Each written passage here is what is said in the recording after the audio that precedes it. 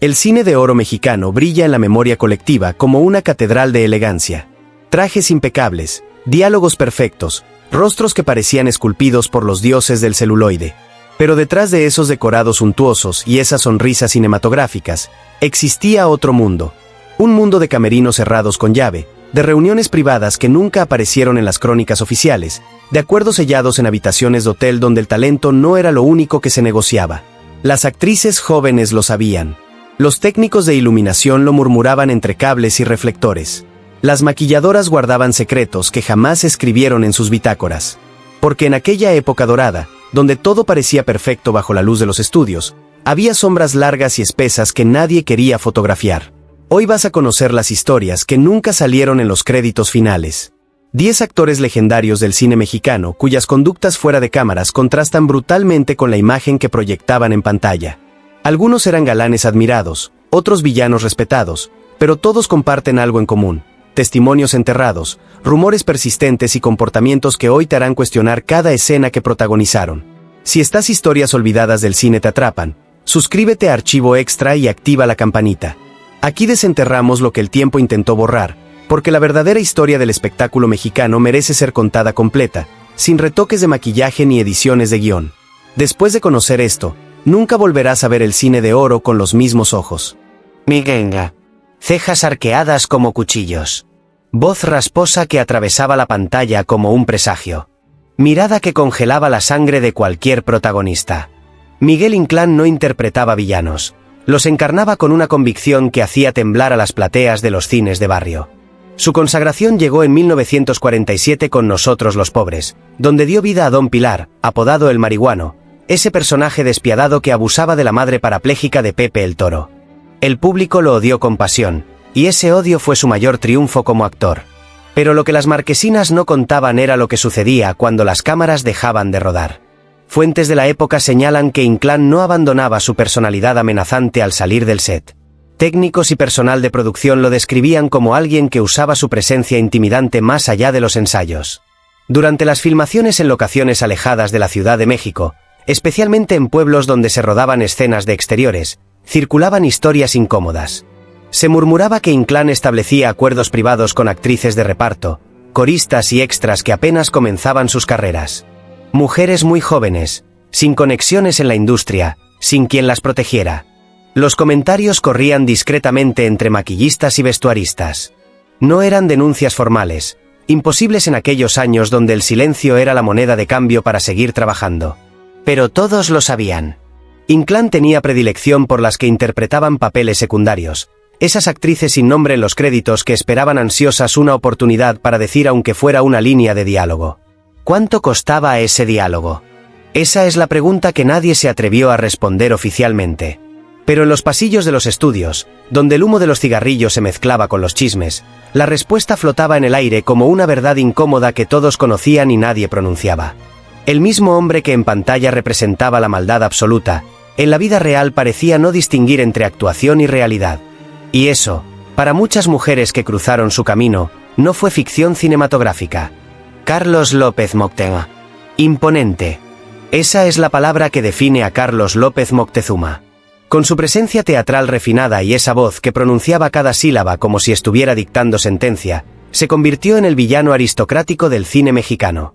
El antagonista que no necesitaba gritar para imponer terror. Nacido en 1909 en la Ciudad de México, López Moctezuma construyó una carrera sólida interpretando personajes de autoridad. Hacendados despiadados, jueces corruptos, patriarcas crueles que destruían vidas con una orden fría y calculada. Su aspecto rústico y su hablar recio lo convirtieron en uno de los villanos más estimados de la pantalla grande. Ganó reconocimiento por su papel en Canaima junto a Jorge Negrete, donde su actuación le valió una nominación al Ariel de Plata como mejor actor secundario en 1945. En pantalla era respeto y temor mezclados en perfecta proporción. Pero fuera de cámaras, ese respeto venía acompañado de algo más: incomodidad. Testimonios de actrices jóvenes de la época lo señalaban como un hombre cuya mirada evaluaba demasiado durante los ensayos. No era la mirada profesional del actor que busca química escénica, era otra cosa. Varias integrantes del reparto secundario contaban en voz baja que López Moctezuma hacía preguntas personales que nada tenían que ver con los guiones. Preguntas sobre su vida privada, sus familias, sus necesidades económicas. Todo disfrazado de interés paternal, de mentor que se preocupa por las nuevas generaciones del cine. Asistentes de dirección señalaban que insistía en revisar personalmente los castings femeninos, especialmente cuando se trataba de roles menores que ni siquiera requerían su aprobación. ¿Por qué el villano principal necesitaba opinar sobre quién interpretaría a la criada número 3? La pregunta quedaba flotando en el aire de los estudios. Nunca hubo un escándalo directo que manchara su nombre en las páginas de espectáculos. Pero en los camerinos y pasillos de los estudios, el mensaje era claro y todos lo entendían perfectamente. Con ese señor, mejor no estar a solas. Las puertas cerradas con López Moctezuma dentro eran puertas que muchas preferían dejar abiertas. El hombre que en pantalla humillaba protagonistas con palabras elegantes, en la vida real tenía su propio método para ejercer poder. Y ese método no necesitaba guiones. Tito Junco. Rostro adusto. Voz profunda que resonaba como trueno lejano. Presencia que imponía respeto sin levantar la voz. Augusto Gerardo Junco Tassinari, conocido en el mundo artístico como Tito Junco, fue el galán serio del cine mexicano, el hombre que interpretaba personajes de intensidad dramática con una convicción que parecía salir directamente de su alma. Nacido el 3 de octubre de 1915 en Gutiérrez Zamora, Veracruz, Tito llegó a la Ciudad de México en 1935 junto a su hermano Víctor para conquistar el cine. Y lo logró de manera rotunda. Trabajó en aproximadamente 200 películas a lo largo de su carrera, compartiendo créditos con Luis Buñuel en El Ángel Exterminador y brillando especialmente como Lucio el Guapo en Aventurera junto a Ninón Sevilla. Nunca se casó ni tuvo hijos, pero estuvo sentimentalmente ligado a dos de las mujeres más deslumbrantes del cine mexicano, María Félix y Dolores del Río, quien según testimonios cercanos fue el gran amor de su vida. En pantalla era el hombre correcto, profesional, entregado a su arte. Pero detrás de esa imagen recta circulaban historias muy distintas.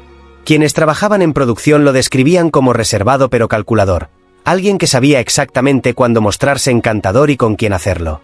Durante sus giras teatrales por la República, más de una actriz joven terminaba quedándose casualmente en su misma pensión. Coincidencias que se repetían con sospechosa frecuencia. Escenas donde él elegía personalmente la cercanía física con sus compañeras de reparto, siempre con el argumento de que así la química se sentía más auténtica. Según biografías no oficiales y testimonios recogidos años después, Junco tenía un método particular para trabajar con actrices novatas. Invitaba a ensayos nocturnos en habitaciones alquiladas, lejos del resto del elenco, con el pretexto de repasar guiones y perfeccionar la actuación. ¿Era realmente dedicación profesional o una estrategia disfrazada bajo el manto del perfeccionismo artístico? Las malas lenguas del medio lo acusaban de conservar un archivo personal con fotografías comprometedoras que supuestamente tomaba como referencia actoral. Nada de esto fue probado jamás, pero todos en el ambiente lo sabían. Era uno de esos secretos que se transmitían de generación en generación entre actrices. Cuidado con los ensayos privados. Tito Junco murió el 9 de diciembre de 1983, recordado oficialmente como uno de los grandes del cine de oro. Pero en la memoria de quienes trabajaron cerca de él, ese recuerdo viene acompañado de advertencias que nunca llegaron a los libros de historia del cine mexicano. Eduardo Arozamena. Actor, escritor, director, académico del cine. Eduardo Arozamena Lira llevaba consigo todos los títulos que el mundo cultural podía otorgarle. Nacido el 13 de octubre de 1875 en la Ciudad de México, fue testigo y protagonista de prácticamente toda la evolución del cine mexicano, desde el mudo hasta su muerte en 1951. Su imagen está totalmente ligada a la época dorada del cine nacional. Interpretó a Van Helsing en la versión mexicana de Drácula en 1931, participó en Los de Abajo, Enamorada y decenas de producciones donde su presencia intelectual le daba peso dramático a cualquier escena. Era el hombre de letras, siempre rodeado de papeles, discursos y respeto institucional. Formó parte de la ANDA y fue considerado una figura fundamental en la profesionalización del gremio actoral. Cuando hablaba, todos escuchaban. Su reputación lo precedía como una coraza impenetrable. Pero entre los muros de la academia y en camerinos poco iluminados, comenzaron a circular historias que contrastaban brutalmente con su imagen de caballero culto. Varias actrices jóvenes afirmaban que Arozamena tenía una forma muy peculiar de descubrir talento, casi siempre en ambientes cerrados, sin testigos, lejos de la mirada de otros profesionales. Algunos asistentes de producción aseguraban que solía escribir poemas personalizados para sus actrices favoritas. Versos extraños que insinuaban cosas muy alejadas de lo profesional, metáforas que hablaban de cuerpos jóvenes y pureza artística de una manera que incomodaba a quienes los recibían. Incluso hay biografías que mencionan pasajes inquietantes en sus diarios personales, donde escribía sobre la pureza del arte encarnada en cuerpos sin malicia, frases que hoy nos harían levantar todas las alarmas, pero que en aquella época se justificaban bajo el manto del lenguaje poético. Nadie se atrevía a confrontarlo directamente. Su edad, su trayectoria, su posición en la anda y en el mundo cultural mexicano lo protegían mejor que cualquier abogado. ¿Quién iba a cuestionar a uno de los fundadores del cine nacional? Arosamena murió en 1951 rodeado de honores y reconocimientos. Los obituarios lo despidieron como un pilar del arte mexicano. Pero entre esas líneas de homenaje, quedaron enterradas las voces de mujeres que conocieron otra versión del maestro. Una versión que prefirió esconderse detrás de versos elegantes y discursos sobre la belleza del cine. Ahora que conoces esto, ¿de verdad crees que era solo un hombre apasionado por el arte? Fernando Soto Mantequilla. Con su cara de niño travieso y esa risa contagiosa que iluminaba cualquier escena, Fernando Soto Astol, mejor conocido como Mantequilla, fue el payaso oficial del cine de oro mexicano. Nacido en Puebla el 15 de abril de 1911, se convirtió en el compañero perfecto de Mario Moreno Cantinflas, Germán Valdés Tintán y Antonio Espino Clavillazo. En pantalla era el alivio cómico, el tipo que todos querían tener en el set porque garantizaba risas y buen ambiente. Su presencia significaba que la filmación sería divertida, ligera, memorable. Pero cuando las cámaras se apagaban y las risas se desvanecían en el aire de los estudios, Mantequilla dejaba de ser gracioso. Coristas, bailarinas y actrices de relleno solían advertirse entre ellas con una frase que se volvió un código de supervivencia: si te toca escena con Mantequilla, no te quedes sola en camerinos. ¿Exageración de chismes de pasillo? Varios técnicos y personal de vestuario aseguraban haberlo visto entrar sin avisar a camerinos femeninos y quedarse ahí más tiempo del necesario, supuestamente buscando un espejo perdido o un elemento de vestuario que nadie había extraviado. Siempre tenía una excusa preparada, siempre acompañada de esa misma sonrisa que el público adoraba. Durante las giras teatrales por la República, su comportamiento se volvía aún más evidente. Más de una vez fue echado discretamente de hoteles por conducta inapropiada. Los encargados de las pensiones y hoteles donde se hospedaban las compañías teatrales ya lo conocían. Si había show y estaba Mantequilla, algo incómodo iba a pasar después de la función. Las actrices novatas aprendían rápido. Mantequilla era divertido en escena, pero peligroso en privado. El mismo hombre que hacía reír a familias enteras en los cines de barrio, era el mismo que hacía sentir incómodas a mujeres que solo buscaban una oportunidad para trabajar. Murió el 11 de mayo de 1980 en la Ciudad de México. Los periódicos lo despidieron como uno de los grandes comediantes del cine nacional. Pero en los camerinos, su nombre siguió siendo una advertencia que las actrices veteranas transmitían a las que recién comenzaban. ¿Quién iba a pensar que el tipo más gracioso del cine mexicano era también uno de los más insistentes cuando nadie miraba? Julio Villarreal. Distinguido, educado, siempre con porte de caballero español que conquista el nuevo mundo con elegancia. Julio Crochet Martínez, conocido artísticamente como Julio Villarreal, nació el 7 de noviembre de 1885 en Lérida, España, y se convirtió en una de las figuras más respetadas del cine mexicano. Interpretó personajes históricos como Miguel Hidalgo en La Virgen que forjó una patria 1942 y Cristóbal Colón en la producción de 1943. Trabajó en más de 130 películas y recibió durante la década de 1940 el premio al mejor actor de carácter por parte de la Asociación de Periodistas Cinematográficos de México. En teatro, su interpretación de Don Juan Tenorio y Miguel Strogoff le valió el reconocimiento del público y la crítica. Ganó el Ariel por su actuación en El Jardín de Cristo. Era el ideal del actor culto de su tiempo, siempre con una copa en la mano y una anécdota teatral en los labios. Pero en su círculo íntimo corría otra versión muy diferente de su vida privada. Muchos decían que en su residencia de Coyoacán, los fines de semana eran todo menos tranquilos. Actrices jóvenes, aspirantes desconocidas, y uno que otro colega de confianza eran invitados a reuniones privadas con reglas extrañas y ambiente cerrado. ¿Qué pasaba exactamente en esas reuniones? Nadie hablaba abiertamente, pero los rumores mencionaban juegos teatrales que no tenían nada que ver con libretos ni ensayos. Se le veía públicamente como un mentor generoso, pero varios testigos de la época afirmaban que usaba su autoridad para proponer favores encubiertos, siempre disfrazados como pruebas de confianza artística. El mismo hombre que recitaba versos clásicos en los escenarios más prestigiosos del país era, según sus conocidos más antiguos, un experto en manipular con elegancia. Sabía exactamente qué decir, cuándo decirlo y a quién decírselo para conseguir lo que buscaba. Villarreal murió el 4 de agosto de 1958 en la Ciudad de México. Su legado oficial es impecable: actor de carácter, ganador de premios, pilar del teatro mexicano. Pero su legado no oficial es una lista de advertencias susurradas en camerinos sobre las invitaciones a Coyoacán que era mejor declinar. El caballero español del cine mexicano ocultaba tras su refinamiento una faceta que pocas biografías oficiales se atreven a mencionar. David Silva. Rudo, intenso, magnético. David Silva Guglielmetti no solo fue ídolo del cine popular mexicano, fue la personificación misma de la virilidad en su época. Nacido el 9 de octubre de 1917 en la Ciudad de México, construyó una carrera interpretando boxeadores, policías, rebeldes y todo personaje que requiriera fuerza física y presencia dominante. Su papel más icónico llegó en Campeón sin Corona, donde interpretó a Roberto Kid Terranova, un boxeador callejero de los barrios bajos que asciende a la fama solo para ser destruido por la vida fuera del ring.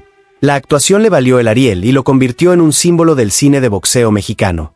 Para prepararse, entrenó diariamente bajo la dirección de Pancho Rosales, aprendiendo en carne propia la disciplina y el dolor del deporte. También dio vida a Huracán Ramírez y participó en éxitos como Esquina Bajan, Los Fernández de Peralvillo y El Topo de Alejandro Jodorowsky. En pantalla era pura testosterona cinematográfica. Pero fuera de ella, esa misma intensidad se convertía en algo más oscuro. Actrices de reparto señalaban que David Silva no entendía la palabra no. En el set se acercaba demasiado durante escenas que no lo requerían, invadiendo espacios personales con la excusa de buscar realismo dramático. En fiestas privadas de la industria era conocido por competir con otros actores por ver quién conquistaba más invitadas, como si todo fuera un juego de machos alfa donde las mujeres eran trofeos por coleccionar. Y según personas cercanas a su círculo, tenía un carácter posesivo y explosivo cuando las cosas no salían como él quería. Algunos lo apodaban el Toro, no solo por su físico imponente sino por la forma en que embestía con palabras, miradas y silencios incómodos a quienes lo rodeaban. Ser galán no fue su único rol. También fue el hombre que muchas actrices aprendieron a evitar cuando el alcohol comenzaba a correr en las reuniones del gremio. La vida de David Silva terminó en tragedia. En 1976 sufrió un grave accidente que resultó en la amputación de sus piernas debido a hemorragias internas. Murió el 21 de septiembre de ese año en la clínica de la Asociación Nacional de Actores, a los 58 años. El actor que hizo emocionar al público con su interpretación de boxeador derrotado, terminó derrotado por la vida misma. Pero antes de esa tragedia, dejó su propia marca en la memoria de muchas mujeres que conocieron su lado más oscuro. Rafael Valedón. Siempre elegante, siempre correcto, siempre intocable. Rafael Valedón Cárdenas, nacido el 25 de noviembre de 1919 en San Francisco de Campeche, fue durante años el estandarte del actor respetable. Galán en más de 50 películas durante la época de oro, luego se convirtió en uno de los directores más prolíficos del cine mexicano, dirigiendo más de 80 producciones.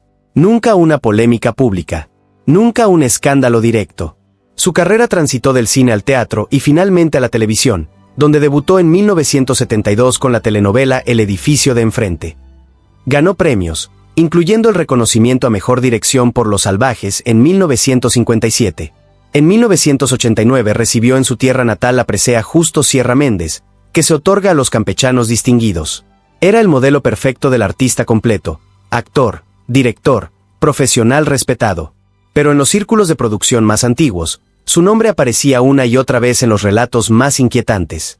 Según varios testimonios recogidos en biografías no oficiales, Valedón tenía una lista privada de actrices jóvenes a las que protegía, financiaba o lanzaba a la fama, siempre y cuando aceptaran ciertas condiciones personales. Se decía que organizaba reuniones privadas en una casa de la colonia Roma, donde lo que pasaba adentro no se hablaba afuera. Algunos lo describían como un círculo cerrado de figuras poderosas de la industria que intercambiaban más que consejos de actuación. ¿Realidad o mito? No hay pruebas grabadas ni denuncias formales. Pero sí muchas coincidencias sospechosas. Varias carreras despegaban misteriosamente tras esas visitas nocturnas. Y cuando alguien intentaba hablar o alejarse del círculo, simplemente dejaba de aparecer en los créditos de futuras producciones.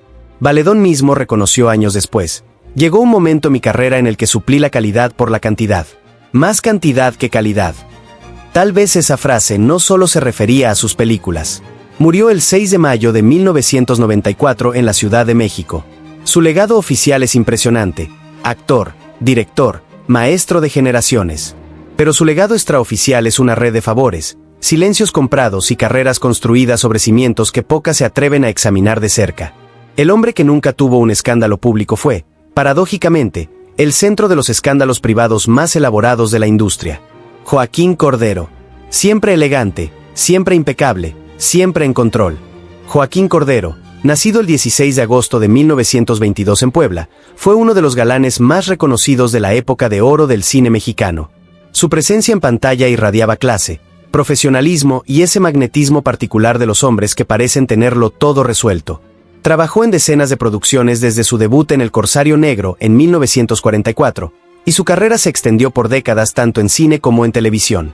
En 2008, la Filmoteca UNAM le otorgó la medalla Filmoteca por su brillante trayectoria cinematográfica y su capacidad histriónica que continúa siendo ejemplo de sensibilidad artística. Nunca una polémica, nunca un tropiezo público, nunca una mancha en su expediente. Joaquín Cordero era la definición misma del caballero del espectáculo mexicano.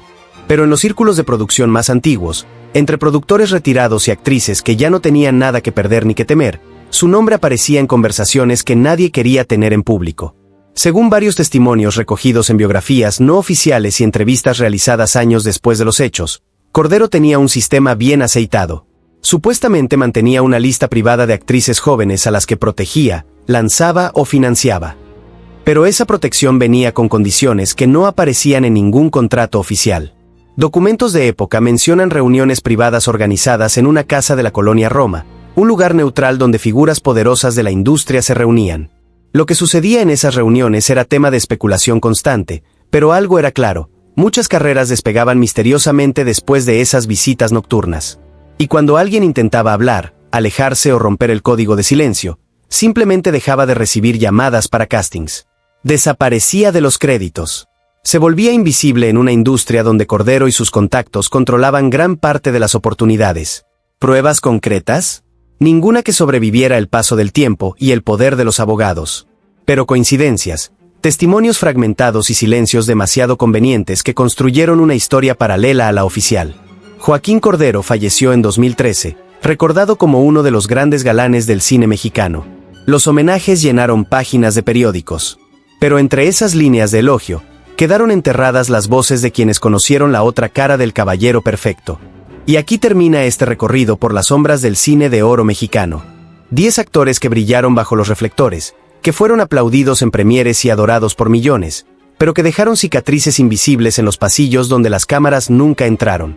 ¿Era realmente una era dorada? ¿O solo brillaba por fuera mientras escondía en su interior lo peor del espectáculo y el abuso de poder? Estas historias no aparecen en los libros oficiales del cine mexicano. No las encontrarás en las retrospectivas elegantes ni en los documentales institucionales. Porque durante décadas, el silencio fue la norma y hablar significaba el fin de una carrera.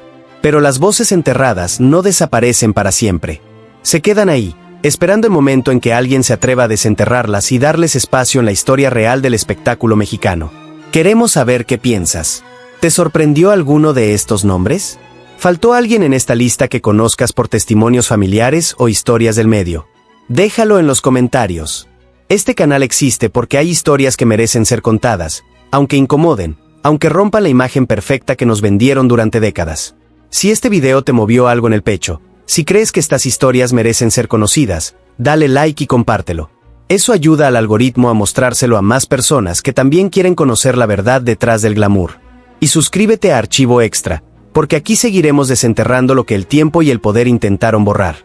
El cine de oro mexicano merece ser recordado completo, con su luz brillante, sí, pero también con sus sombras largas y oscuras. Porque la historia real siempre es más compleja que la que nos cuentan en pantalla.